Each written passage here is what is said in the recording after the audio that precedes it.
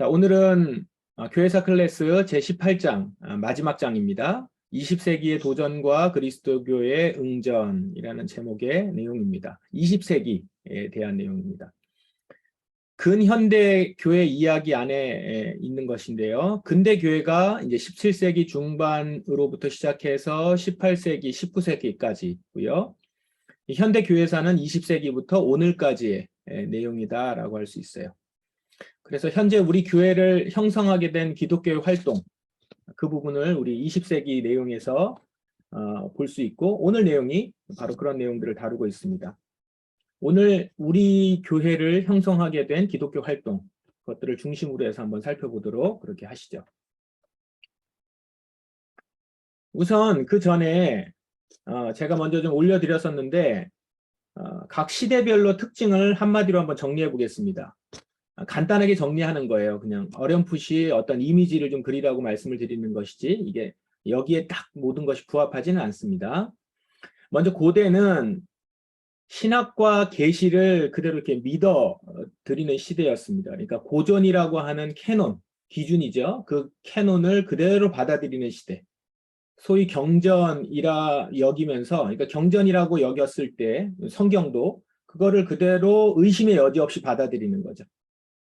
고전이라고 하는 권위를 굉장히 높이 여겨서 그걸 그대로 받아들이는 시대. 그래서 신학과 계시의 복종의 시대다라고 할 수 있어요. 그랬다면 이제 중세는요. 중세는 주석의 시대라고 할 수 있습니다. 성경의 말씀을 풀어서 설명하고 해설하는 시대. 여기까지는 기존의 고전에 대한, 여기서 고전이라고 하는 것은 이제 성경을 포함한 그런 고전들을 말합니다. 성경과 고전에 대한 권위를 그대로 품고 존중하던 시대예요. 그래도 고대하고 중세에는. 그래서 그리고 이 고대와 중세는 그래서 둘 다 이제 주석의 문화라 할 수 있습니다. 어떤 경전 기준이 되는 경전, 권위 있는 텍스트를 보고 그것에 대해서 해석하고 그것에 대해서 해설하고 설명하고 받아들이고 경전으로서 받아들이기 위한 주석을 하는 거죠. 그런 작업들을 많이 했었던 시대가 이 고대, 초대, 그리고 중세 시대입니다. 그렇다면 이제 근대는요, 완전히 좀 달라집니다. 비판의 시대라고 할 수 있어요. 기존 고대나 중세가 신적 권위로 평가와 비판을 하지 않았다고 하는 그런 시대라면, 근대로 가면 인간의 이성이 존중을 받고 이성을 기준으로 해서 텍스트를 비판적으로 받아들이는 시대. 그러니까 이 텍스트를 보면서 이걸 비판하고 이것을 나라고 하는 이성이라고 하는 기준을 가지고 이렇게 평가하고 이런 시대로 간 거죠. 여기에는 이제 성경을 포함한 고전에 대해서 그렇게 비판을 하는 겁니다. 이성의 검증을 통과해야 했던 시대라고 할 수 있고요. 근대 문화라고 하면 그래서 분석과 비판의 문화다 이렇게 할 수 있어요. 이것은 고대와 중세와는 완전히 다른 그런 패러다임을 갖게 되는 것이죠. 텍스트를 나라고 하는 기준을 가지고 보는 거예요. 근데 고대나 중세는 캐논, 기준이 있어요. 그 기준에 내가 맞추기 위해서 이렇게 주석하고 존중하고 하는 태도라면 근대는 내가 이 텍스트를 평가하고 비판할 수 있는 거죠. 입장이 완전히 바뀐 시대죠. 현대는 어떠냐? 현대는 이제 해석의 시대입니다. 이 근대를 넘어서서요. 현대로 들어서면 이제 텍스트 자체가 중요한 거라기보다 텍스트를 바라보고 있는 나인데 나의 해석이 전적으로 중요하다. 이런 시대라는 거죠. 그게 의미 있다. 그래서 포스트 모더니즘 시대는 이제 텍스트가 중요한 게 아니라 그래도 근대는 텍스트가 중요했어요. 텍스트가 중요한 것이 아니라 텍스트를 해석하는 자의 해석만이 의미 있게 남는다. 이런 시대라는 거죠. 그래서 자고로 해석의 문화로 정의 내릴 수 있는 시대다 이렇게 볼 수 있습니다.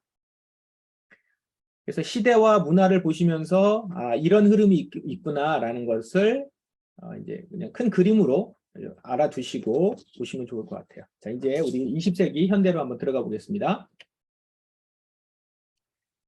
책에서는 20세기를 어떻게 표현했냐면 혼돈과 격변의 시대 이렇게 표현을 해요.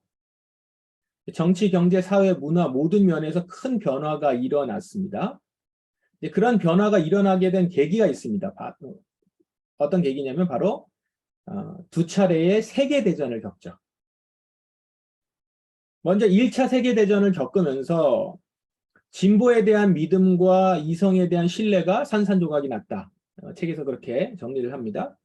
그렇죠. 이 진보에 대한 믿음, 그리고 이성에 대한 신뢰, 이것으로 이제 19세기가 지나고 20세기가 되면서부터는 정말로 찬란하게 꽃 피우고 우리가 꿈꾸던 이상적인 사회가 이루어질 것이다. 이렇게 기대를 했었는데, 만드는 것마다 엄청난 공을, 그리고 혁혁한 일들을 만들고 엄청난 부가 쌓이고 기술이 늘어나고 막 이렇기 때문에 그런 신뢰를 하고 있었는데, 이 세계대전을 겪으면서 오히려 미래에 대한 공포가 찾아오죠. 무서워진 거예요. 엄청나게 이것이 비극으로 치달을 수 있구나. 훨씬 잔인할 수 있구나. 인간이 이렇게 악하다는 걸 더 확실히 알게 되는 그런 일이었죠. 이제 그 와중에 마르크스가 예견했던 사회주의 혁명이 현실로 나타납니다. 근데 마르크스가 이야기한 것과는 좀 다른 점은 자본주의가 충분히 무르익은 다음에 사회주의가 나타난다고 했는데, 오히려 그렇게 되지 않고 자본주의가 그렇게 발전하지 않았었던 개발도상국 중심으로 해서 사회주의 혁명이 일어나요. 그리고 대상도 좀 다르죠. 어떤 노동자들 중심으로 일어나지 않고 오히려 지식인들과 농민들 중심으로 해서 혁명이 일어납니다. 그러니까 좀 굉장히 폭력적인 혁명이 일어나죠. 사회주의는 러시아와 중국을 시작으로 해서 동유럽, 쿠바, 북한 이렇게 이제 확장이 됩니다. 이 과정에서 교회는 굉장한 고통을 겪게 되죠. 박해를 받고 타격을 입습니다. 사회주의 입장에서는 종교는 소멸되어야 할 대상이기 때문에 교회 재산을 몰수하고 그리스도인들은 차별을 받고 죽음을 당하게 됩니다. 사회주의하고 더불어서 나타나는 것이 이제 파시즘과 나치즘입니다. 파시즘은 이탈리아를 중심으로, 나치즘은 독일을 중심으로 나타나죠. 전체주의 국가를 표방한 사상이죠. 국가를 위해서 개인의 자유는 제한되거나 박탈될 수 있어요. 그리고 이념이나 신앙이 국가 이익보다 우선할 수 없어요. 여기에다가 인간의 이기심과 죄악이 겹치면 이게 엄청난 게 되죠.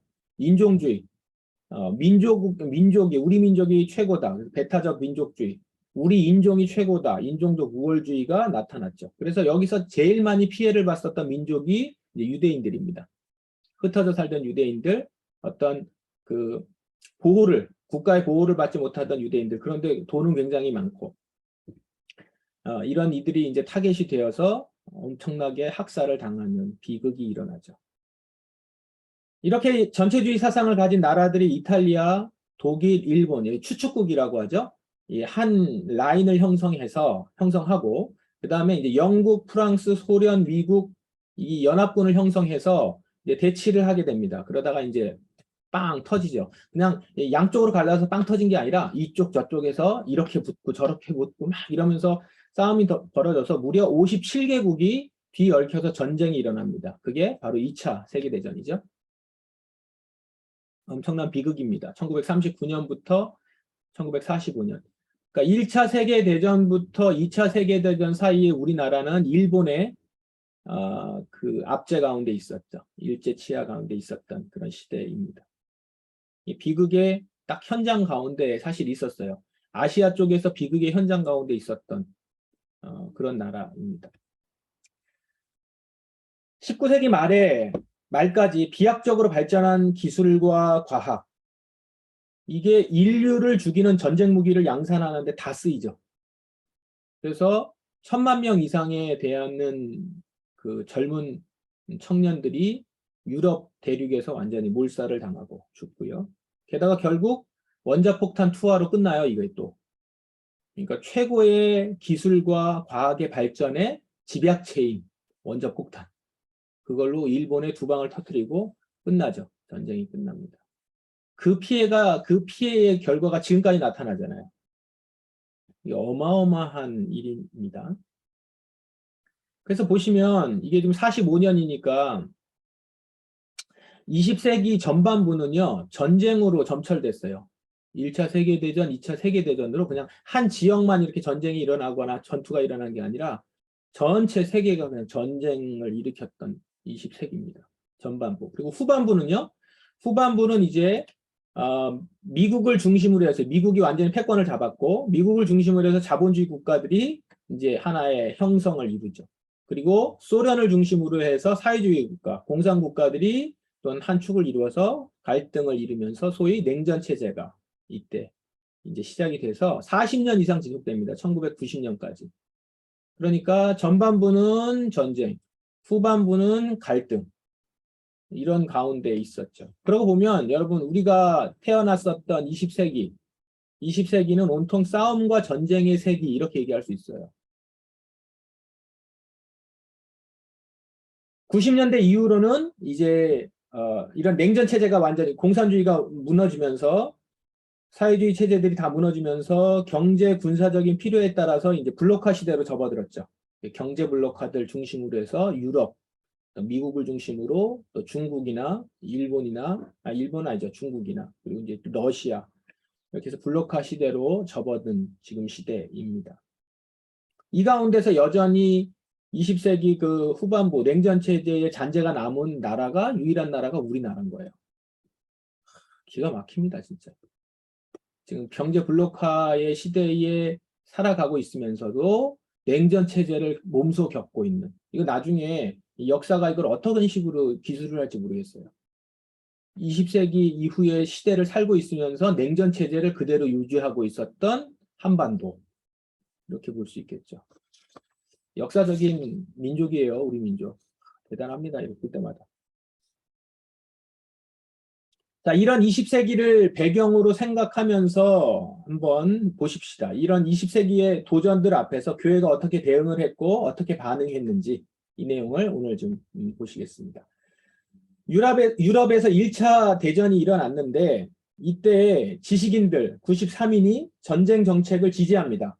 이 정책을 지지해요. 지지하면서 여기에는 유수한 자유주의 신학자들, 이제 19세기의 자유주의 신학자들이 굉장히 활동을 왕성하게 했는데 그들이 다수 포함이 되어 있었습니다. 전쟁을 지지한 거예요. 전쟁을 지지하고 이들의 생각들을 지지합니다. 그게 맞다고 지지하고 그렇습니다. 이런 지지자들이 있었고 그래서 이런 자유주의 신학자들을 보면요. 결국 어때요? 자유주의 신학의 동기 자체가 지금 이성의 시대에 그리고 종교가 이렇게 뒤로 계속해서 후퇴하고 있는 시대에 이 현실에서 종교를 해석하고 해설하기 위한 이게 나쁘게 말하면 부정적으로 얘기하면 약간 타협하는 것 같고 그렇잖아요. 타협하고 조금 물을 타는 듯이 이런 분위기란 말이에요. 그렇기 때문에 기본적으로 그런 성격을 좀 가지고 있죠. 현실을 합리화하고 유지시키려는 의도성이 내재되어 있다. 이렇게 얘기할 수 있습니다. 이렇게 그러다 보니까 전쟁과 같은 상황을 옹호하는 식으로 이제 나타났다라는 겁니다. 이 시대에 자유주의 신학 계열의 신진 학자가 한 명이 있었는데 젊은 학자가 있었는데 그가 칼바르트입니다. 들어보셨어요? 칼바르트? 간혹 여러분들 좀 신학이나 신학에 관심이 있는 분들은 한 번은 꼭 들어봤을 그런 20세기의 최고의 신학자라고 얘기를 하죠. 칼바르트가 그가 자신의 스승들의 행동을 보면서 크게 실망합니다. 그리고 이 칼바르트는 기본적으로 목회자 출신이에요. 신학자 출신이 아니라. 목회를 하면서 한계를 많이 봤어요. 자유주의 신학자들이 얘기하는 내용으로 하면 목회가 안 되더라는 거예요. 아픈 사람을 어떻게 돌볼 수가 없더라는 거예요. 그런 고민을 털어놨었거든요. 근데 이제 지금 이 자유주의 신학자들이 이렇게 나가는 걸 보면서 크게 실망하고 완전히 돌아섭니다. 자유주의 신학자들은 성경을 인간적인 종교 문서로 이렇게 읽어갔어요. 그런데 칼바르트는 성경은 하나님의 말씀으로 읽어야 된다 주장해요. 너무 당연한데 이 주장이 이제 다시 일어나기 시작합니다. 그리고 이때 이제 하나님의 말씀으로 이제 받아야 된다 이렇게 되는 건데요. 종교 개혁자들의 그 목소리로 회귀해요. 그런데 칼바르트가 얘기했었던 부분은 우리 개혁자들이 얘기하고 있는 하나님의 말씀하고는 조금 성격이 달라요. 그래서 우리 복음주의자들이 칼바르트를 받아들이기를 조금 이렇게 어려워하는 보수주의자들이 칼바르트를 받아들이기 어려워하는 부분이 이 부분인데 이 하나님의 말씀이라는 말은 칼바르트에게 있어서는 어떤 기존 전통의 하나님 말씀보다는 현재 지금 내 삶에 주어진 하나님의 말씀이에요. 하나님의 말씀이라고 하는 텍스트가 있는데 이게 이제 약간 자유주의 신학자의 그 바탕이 있죠. 근데 여기에 계시가 임해요. 그래서 하나님의 말씀이 된다라는 거예요. 그때 하나님의 말씀으로 내가 받아들일 수 있게 되는 거죠. 아무튼 이렇게 좀 차이가 좀 있습니다. 우리 삶에 그래서 여기 중요한 게 뭐냐면 내 지금 삶의 상황이에요. 내 상황이 어떤가? 내 삶의 상황이 어떻고 그 다음에 그 가운데 계시가 어떻게 나에게 임했는가? 이게 되게 중요한 성경 해석 방법입니다. 이 칼바르트의 신학 사상은요, 자유주의 신학자들의 그 놀이터에, 자유주의 신학자들의 놀이터에 폭탄을 던진 것 같다. 이런 유명한 말을 평가를 하거든요. 그래서 완전히 뒤집어 엎었다라는 겁니다. 안 무너질 것 같았던 자유주의 신학자들의 어떤 견고한 지적 체계를 완전히 무너뜨렸다 이겁니다. 그래서 바르트 계열의 학파를 신정통주의 이렇게 얘기를 합니다. 신정통주의자라고 얘기를 하죠. 이 시대에 유럽의 또 대표적인 프로테스탄트 신학자가 있었는데 이제 디트리히트 본 회퍼입니다. 칼바르트에게도 영향을 받았고요. 여러분들은 칼바르트보다는 디트리히트 본 회퍼를 좀 더 많이 들어보셨을 겁니다.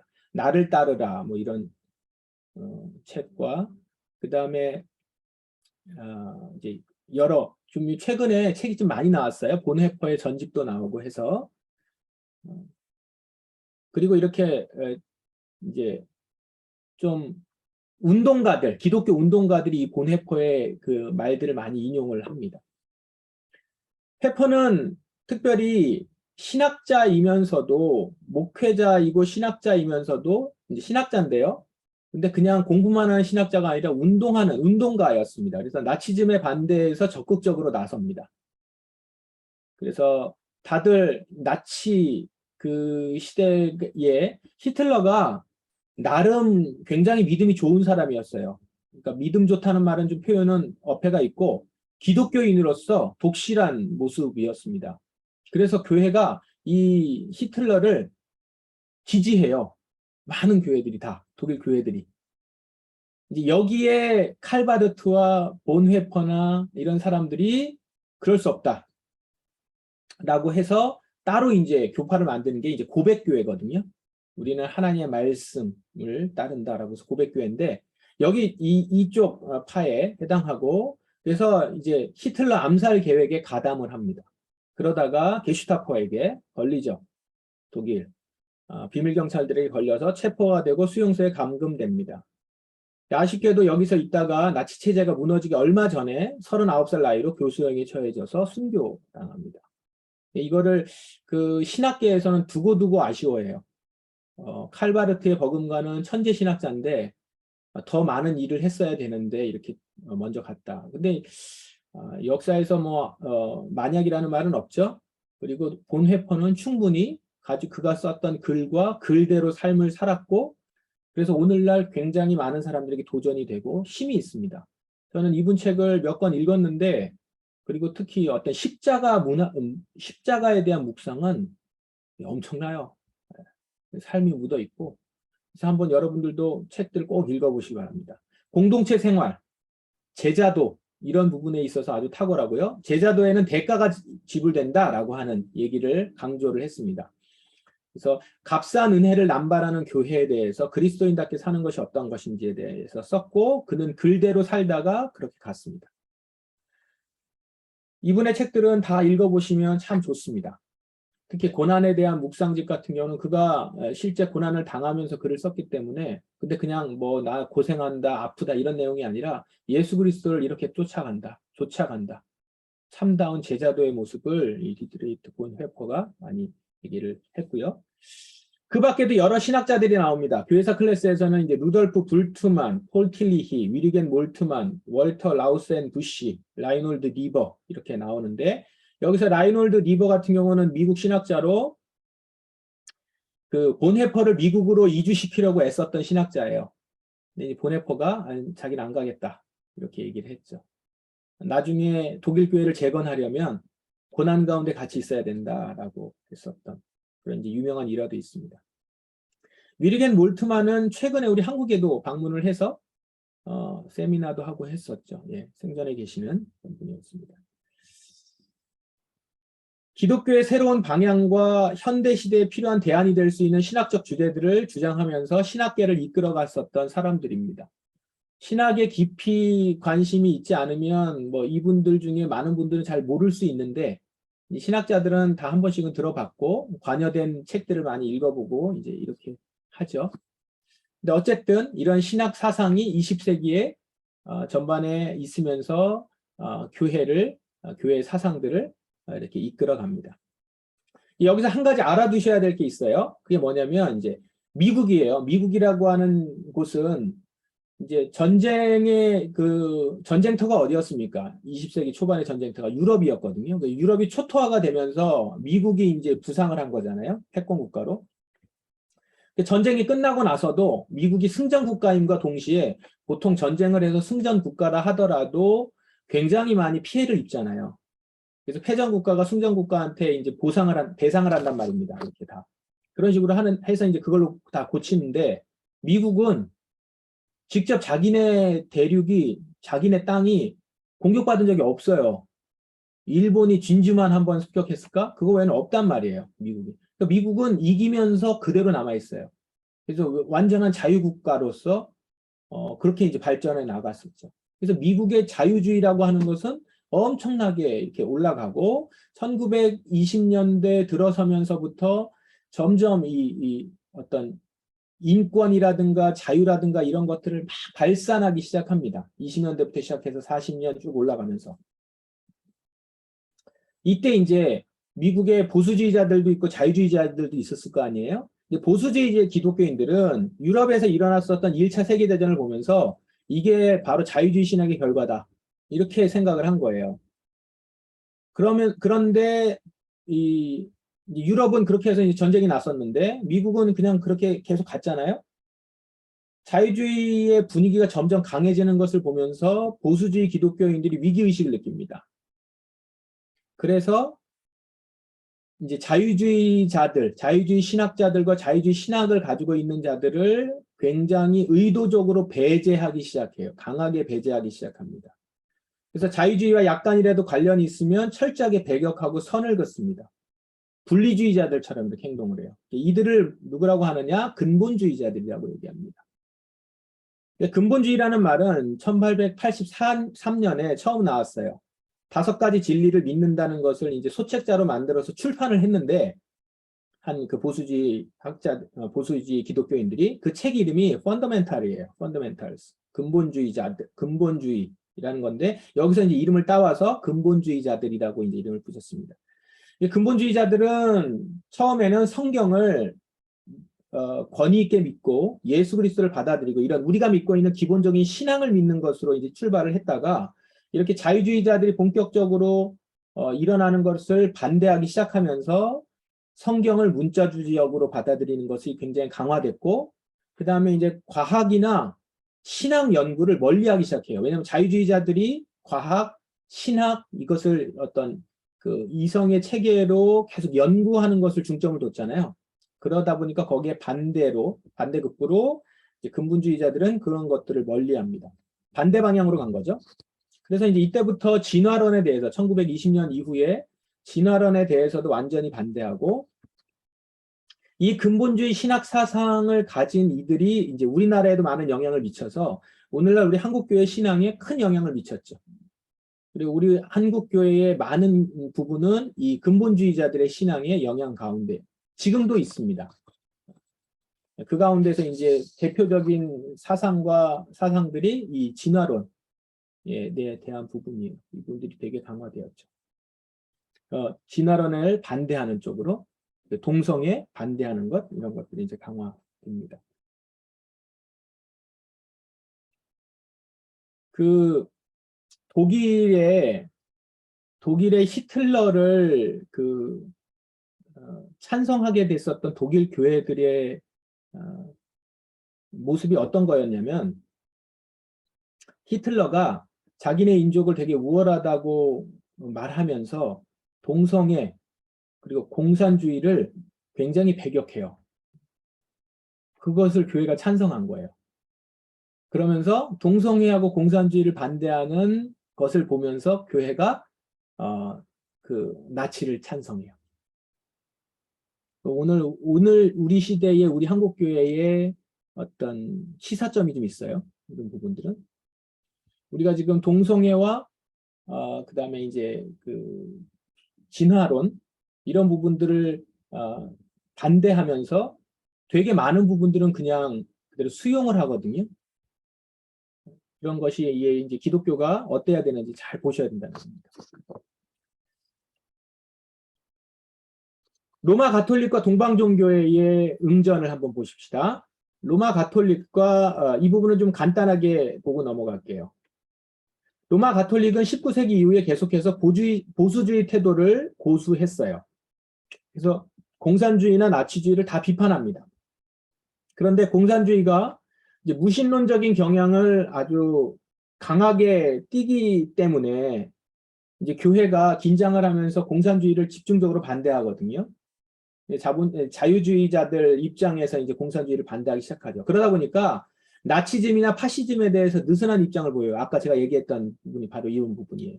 로마 가톨릭도 같은 시기였습니다. 나치즘이나 파시즘을 이렇게 지지해요. 나중에 이 공산주의 반대하느라고. 이것도 이런 부분이 이제 우리가 오늘 생각해 볼 필요가 있다라는 겁니다. 그러다가 이 보수주의적인 태도가 1962년에 바티칸 공의회, 2차 바티칸 공의회를 엽니다. 여기를 계기로 해서 이제 바뀌는데, 이 2차 바티칸 공의회가 의미 있는 건 뭐냐면, 이제 현대 세계와 굉장히 적대적인 관계, 비판적인 관계로 있었던 로마 가톨릭이 현대 세계와의 오랜 적대적인 관계를 청산해요. 그들에게 손을 내밀고 그러면서 유연한 태도를 보이기 시작합니다. 이때. 그래서 그때까지 라틴어로 각 나라에서 미사를 드렸는데 이제 각 나라 언어로 미사를 하고 이게 1962년 얘기예요. 지금. 그리고 개신교 교회를 형제로 인정하는 결정을 합니다. 프로테스탄트 교회. 지금 가톨릭의 입장이 이때 나온 거죠. 이때 가톨릭의 입장이 나왔습니다. 동방정교회는 이 콘스탄티노플에 있었죠. 동방정교회의 거점이 콘스탄티노플이었다가 이슬람 세력이 이 콘스탄티노플을 점령하면서 모스크바로 이동합니다. 동방정교회가. 러시아를 중심으로 해서 계속해서 유지해 오죠. 그래서 동방정교회라고도 하지만 러시아 정교회 이렇게 얘기하는 이유가 이 16세기부터는 정교회가 모스크바에 러시아에 있었기 때문에 그렇습니다. 그러다가 이제 러시아가 혁명이 일어나면서 20세기에 엄청난 박해를 받죠. 그리고 공산당이 붕괴된 1990년 이후에 이제 조금씩 다시 이 정교회가 성장하기 시작합니다. 그 전까지는 이 그냥 국가 아래 있었던 교회처럼 이렇게 인식이 됐고 많이 알려지지도 않았다가 최근에 정교회가 다시 좀 성장하고 있는 중이고 많이 알려지기 시작하죠. 어쨌든 동방정교회는 이 로마 가톨릭과는 좀 다르게 계속해서 예배 의식이라든가 전통이라든가 이런 것들을 고수했어요. 그래서 많은 부분 초대교회 때에 가졌었던 예배 의식들을 많이 고수하고 가지고 있습니다. 물론 그게 다는 아니지만 그래서 이제 정교회에 나타나 있는 그런 예배 의식이나 음악이라든가 이런 것들을 이제 최근에도 많이 참고하고 그러죠. 20세기 전반부는 앞에서 봤던 어떤 여러 신학자들을 통해서 자유주의와는 아주 다른 새로운 사조들을 형성하게 됐고 이제 20세기 후반부로 가면 이 신학의 패러다임은 훨씬 다양하고 복잡해집니다. 평등과 자유라는 단어가 이제 공식적으로 가장 가치 있는 단어가 되잖아요. 그러니까 다른 사람을 존중하고 다양성을 존중하는 시대가 되잖아요. 이 분위기 아래서 과거에는 주목받지 못했던 계층, 인종, 민족, 이들의 목소리를 이제 서서히 이 신학 가운데서 나타내기 시작합니다. 대표적으로 먼저 볼 수 있는 부류가 어딜까요? 여성입니다. 여성. 여성을 이제 부류로 얘기하는 것 자체가 지금은 굉장히 조심해야 되는 얘기지만 당시로서는 가장 천대받으면서 무시받으면서 오랜 기간 동안 그러니까 최근까지도 여성은 그렇게 이제 하대받는 계층이었었죠. 여러분들은 이해가 안 되실 수 있는데 그런 시대를 살아왔습니다. 대표적으로 이제 여성의 인권이 이제 회복이 시작되면서 신학에서도 여성 신학이 나타났죠. 페미니즘 신학이 이때 활발하게 발전을 합니다. 그래서 이제 페미니즘 신학은 중요한 어떤 분야로 자리 잡습니다. 대표적인 신학자로는 메리 데일리가 있고요. 기독교 신학의 주제들을 여성의 관점에서 해석하면서 기존의 틀을 완전히 깹니다. 이게 어디까지 깼냐면 하나님을 왜 아버지라고 부르냐? 하나님 무슨 성이 있다고 이렇게 얘기를 하죠. 그래가지고 성경에 보면 하나님에 대해서 이제 God이라고 썼고 대명사로 쓸 때는 he를 붙인단 말이에요. 그 he를 붙이는 것에 대해서 왜 he를 붙이냐? 그가 하나님이 남자냐? 이렇게 얘기했죠. 하나님은 남자와 여자를 만드셨는데 그래서 이제 새로 여성 신학자들이 책을 썼어요. 성경을 다시 편찬합니다. 번역을 다시 해서 she 가로치고 she라고 하든가 아니면 it로 해요. 이런 식으로 표현을 하고 이제 히스토리라고 왜 히스토리라고 하냐 헐스토리라고도 해야지 이제 이렇게 얘기하면서 이런 여러 가지 이거는 이제 가벼운 얘기들이고 이 신학 여성 신학적 입장에서 계속해서 보고 여성의 존중하는 내용들을 찾아내고 발굴해냅니다. 그래서 성경에 있는 많은 내용들이 어찌 보면은 좀 그 당시에 문화가 담겨져 있으니까 여성에 대해서 하대하거나 무시하거나 이런 내용들이 있는데 사실은 성경 안에 여성을 하대하거나 무시하는 것이 아니라 굉장히 존중하고 사랑하고 있는 하나님의 그 마음이 그 안에 담겨 있다, 의도가 담겨 있다 이런 것들도 많이 찾아냈죠. 굉장히 도움이 많이 지금 시대에 우리 교인들에게도 많이 도움이 됐습니다. 지금 이 페미니즘 신학은 여전히 활발하고요. 우리나라에도 굉장히 큰 영향을 미치고 있죠. 물론 여성 신학만 있는 게 아니고 여성 인권 학자들과 여성 인권 운동가들과 함께 연대가 되어 있습니다. 또 한 부류는 다시 주목받지 못했지만 이제 목소리를 내는 부류는 흑인입니다. 흑인은 해방이 됐죠. 해방이 됐지만 여전히 차별이 존재하는 사회에 살고 있었습니다. 해방은 됐고 노예는 아니지만 백인들하고 흑인들은 같은 화장실도 쓸 수 없고 식사도 같이 할 수 없고 흑인들이 갈 수 있는 마트가 따로 있고 차가 따로 있죠. 이런 거 여러분 영화를 통해서 많이 보셨죠? 그런 시대에 미국이 살고 있었는데 그들의 이제 진정한 해방 운동을 벌인 거죠. 미국 기독교가. 이 해방 운동은 이제 흑인들의 권리 찾기 운동입니다. 그러니까 흑인 해방 운동이라는 것이 노예 해방이 아니라 이제 그들의 권리 찾기 운동. 대표적인 인물은 마틴 루터 킹 목사님, 우리가 아주 잘 아는 그런 대표적인 인물입니다. 여성 신학과 흑인 신학은 미국의 현대 신학의 대표적인 신학이고 판도를 완전히 바꿔놓기도 하고 많은 그 사회의 흐름을 흐름의 변화에 영향을 줬었던 그런 신학들이죠. 미국을 중심으로 해서 이렇게 일어났다면 제3세계를 중심으로 해서 새로운 신학들도 등장합니다. 여러분들이 잘 모르시는 경우가 많은데 남미가 이 신학에 있어서 기독교에 있어서 굉장히 앞서가는 뛰어났었던 그런 대륙입니다. 그래서 남미에는 이제 해방신학이 일어납니다. 들어보셨어요? 해방신학? 구타에레스라고 하는 분, 그리고 브라질의 뭐 까마라 신부 같은 경우 굉장히 유명하죠. 성경을 해방 이야기로 읽는 거예요. 성경을 해방 이야기로 읽어서 이제 정치, 경제, 사회 구조, 악으로부터 해방을 주장하는 신학입니다. 그 당시 남미의 상황에 꼭 맞고 그래서 그 남미 상황에 맞게 이 신학을 그들에게 전하고 사상을 만들었었죠. 이 해방신학의 영향이라고도 할 수 있고 근데 꼭 영향이라고 하기에는 그런 게 동시다발적으로 일어났는데 한국에 민중신학이 있습니다. 들어보셨죠? 민중신학. 이 보수주의자들에게 있어서는 보수주의 교회 입장에 있어서는 민중신학을 굉장히 안 좋게 보는데 우리 한국의 대표적인 신학 사상이고 흐름입니다. 서남동, 안병무 이런 신학자들을 통해서 우리 민중들을 기독교적으로 해석한 신학입니다. 우리나라가 이제 군사 독재 정권 가운데 오랫동안 있었잖아요. 현대에. 그 시기 동안 민중을 기독교적으로 해석한 신학. 그러니까 사실은 반독재 체제 가운데서 이렇게 했고, 이 좀 부끄러운 얘기긴 한데 주류 기독교, 한국 기독교 교회는 사실은 군사 독재 체제에 찬성했단 말이에요. 지지했죠. 그리고 암묵적 지지도 했고. 그러다 보니까 이 민중신학자들을 중심으로 해서 군사 독재를 반대하고 민중을 중심으로 한 어떤 신학적인 내용들을 계속 전하니까 싫죠. 그래서 주류 기독교인들이 이 민중신학을 그래서 싫어하는 이유입니다, 사실은.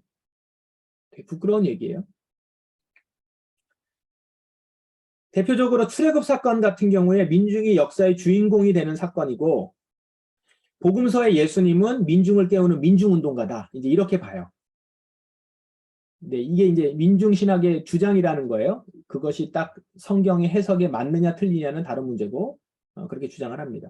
그래서 이들의 결론이 그거예요. 교회는 민중과 함께 해야 한다. 이게 결론이에요. 그렇게 나갔습니다. 그래서 민중운동, 노동운동, 이거에 이제 동조하게 되는 신학이 되겠죠.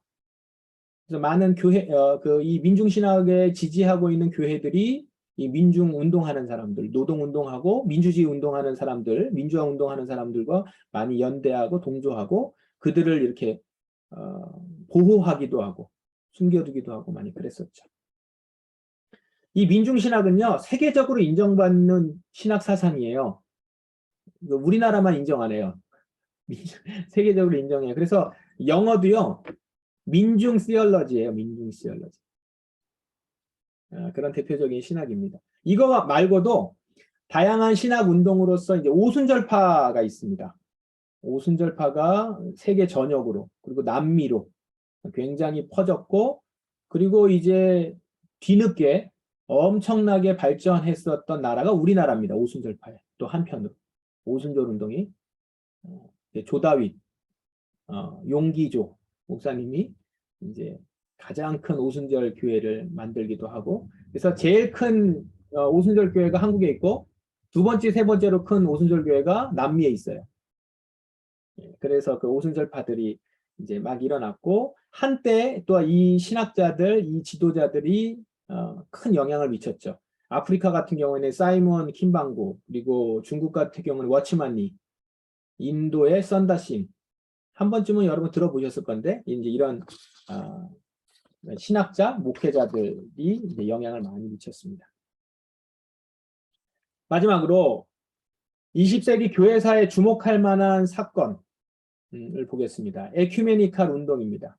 20세기 교회사의 한 사건이라고 하면 에큐메니칼 운동을 일으켰다. 이게 교회 일치 운동인데요. 에큐메니컬이라는 말은요, 그리스어의 오이쿠메네에서 나온 말이에요. 지금 슬라이드에 나와 있는 로고에 있는 그것이 헬라어인데, 그리스어 오이쿠메네. 오이쿠메네는 사람들이 거주하는 세상, 집이라는 말에서 나온 말이거든요. 사람들이 거주하는 온 세상이라는 의미입니다. 그래서 모든 교회가 함께 일치해야 된다는 운동이에요. 여기서 이제 세계교회협의회 WCC가 여기서 결성이 됩니다. 이 WCC의 처음에는 교회들의 다양성 속에서 일치를 추구하자.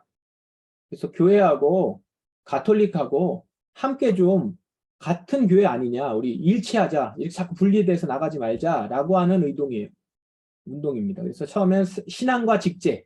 이제 신앙과 직제라고 하는 건 뭐냐면 지금 다 다르잖아요.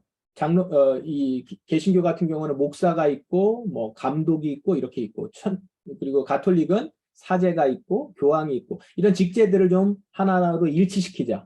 그러기 위해서 신학적인 토론을 하자. 이런 협의회가 하나 결성이 됐었고, 그리고 또 그거는 좀 너무 첨예한 대립이 있으니까, 그러나 우리 사회적으로 봉사하고 삶을 나누고 이런 것들은 기독교인의 가장 대표적인 거 아니냐. 우리 이건 같이 하자. 그래서 이런 협의회가 또 생겨요. 그래서 이 삶과 봉사의 협의회, 신앙과 직자 협의회가 함께 모여서 WCC를 만듭니다. 세계교회협의회예요. 여기에 이제 나중에 복음전도와 세계전도까지도 가미가 되어서 이 새 운동을 이 WCC에서 하죠. 그래서 이 WCC 모임이 정기적으로 계속 있죠. 세계교회협의회 모임이 있어요. 그래서 최근에 모든 교파들이 다 참여합니다. 개신교, 천주교, 정교회까지 참여하고 나중에 이제 가톨릭까지 로마 가톨릭까지 나중에 이 바티칸 공예 이후에 참여하게 되죠. 그래서 명실공히 외부에서 봤을 때 20세기의 에큐메니칼 운동으로 교회가 함께 모여서 함께 손을 잡자라고 하는 어떻게 보면 굉장히 역사적인 운동이죠. 교회사적으로 봤을 때. 이런 경우는 없었으니까요. 이런 일을 쭉 이루어가는 겁니다. 근데 이제 여기에 우리 지금 여기 계신 분들은 대다수 다 복음주의의 보수주의자들 교회이기 때문에 이 WCC에 대해서 많이 안 좋게 여러분들이 많이 들으셨을 거예요. 위험한 부분이 없지 않아 있습니다. 왜냐하면 교회 일치를 주장하다 보니까 다양성을 주장하다 보니까 다른 교파에서 갖고 있는 어떤 신학사상들도 웬만하면 다 수용하거든요. 다 받아들이게 되고 또 시도도 해봐요. 시험도 해보고. 그리고 심지어 이제 어디까지 나갔냐면 이런 것들은 나중에 조정은 됐는데 샤머니즘에도 기독교적인 의미가 있을 수 있다라고 해서 그 WCC 모임에 샤머니즘 운동하는 자들을 초대하고 막 그렇게 했어요. 이제 그러다 보니까 철저하게 말씀만 신봉해야 된다라고 하는 교파 입장에서는 거부감이 있죠. WCC가. 우리나라의 부산에서 WCC가 있었죠. 이때 한때 한국에서는 대다수를 차지하고 있었던 굉장히 보수주의 교회에서는 이 WCC를 극렬히 반대하기도 하고 그랬었습니다. 아무튼 우리나라에서 WCC가 진행됐다는 것은 우리 한국 교회가 그만큼 위상이 높아졌다 이걸 이제 의미합니다. 책에는 안 나왔지만 한 가지를 좀 더 보겠습니다. 로잔 운동인데요. 복음주의 계열의 선교 운동입니다. 이 선교 운동이긴 하지만 교회 운동으로 확산이 됐고요. 1974년에 빌리그레암이 의장으로 이 복음주의 계열이 이 세계 교회 WCC와는 별도로 복음주의 계열에서만 이제 선교 운동을 하는 그런 운동이에요. 여기에 이제 처음 로잔 언약을 작성했었던 사람이 존 스토트 목사님이고 그 다음엔 크리스토퍼 라이트 하나님의 백성의 선교라는 책이 있거든요. 이제 그런 책을 쓰신 목사님들이 이제 여기에 참여를 해서 복음주의 계열의 선교 운동입니다. 그래서 선교에 대해서 여러분 조금이라도 들어보셨거나 선교 어떤 그 훈련을 좀 받으시면 이 로잔 운동은 한 번쯤 꼭 들어보셨을 겁니다.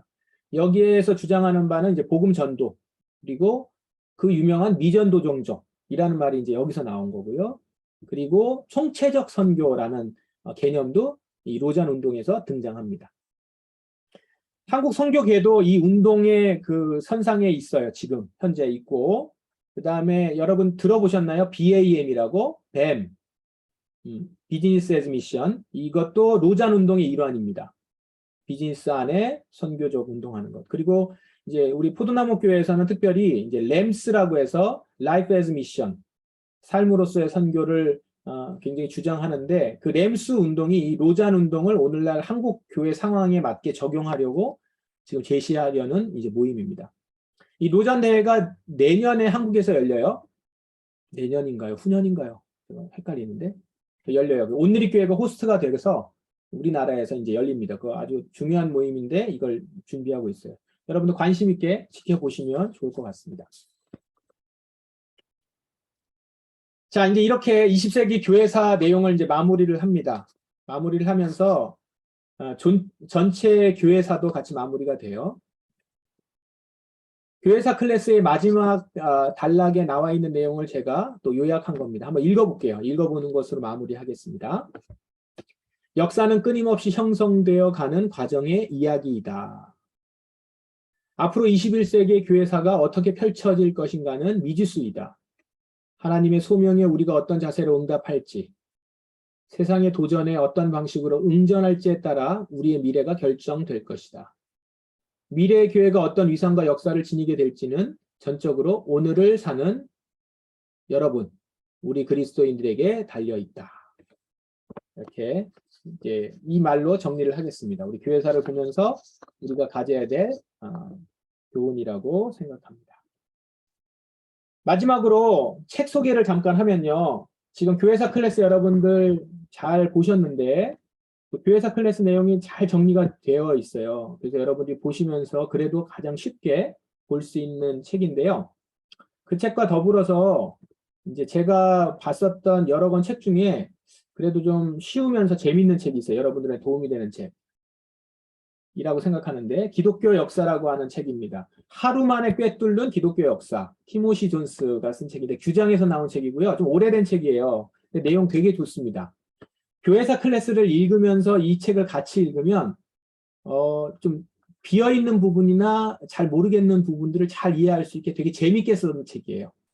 그래서 어린이까지는 그렇더라도 청소년이 읽으면 좋을 책 있고요. 그거보다는 조금 깊으면서 굉장히 탁월한 통찰력을 가지고 있는 책이, 이것도 크리스찬 다이제스트에서 나온 롤란드 베인턴이 쓴 세계교회사입니다. 대부분 교회사는요, 이름이 다 똑같아요. 세계교회사. 다 그렇게 쓰여 있거든요. 대부분. 교회사 이렇게 쓰여 있는데, 이제 중요한 거는 그 누가 썼느냐가 중요하죠. 역사가가 중요한데, 롤란드 베인턴이 쓴 책. 이분이 세계교회사하고 이제 종교개혁사하고 다 쓰셨는데, 이 책들이 여러분들에게 도움이 됩니다. 교회사를 좀 보시려면, 그리고 나중에 우리 자녀들에게 이렇게 좀 얘기해 주거나 가르치시려면 이 정도 책은 좀 같이 참고하시면서 보시면 도움이 될 것 같아요. 네, 책 소개를 끝으로 교회사 클래스 내용을 모두 마치도록 하겠습니다. 그동안 여러분 같이 해주셔서 너무 감사합니다. 이것으로 교회사 클래스 전체적인 내용 강의는 여기까지 하도록 하겠습니다.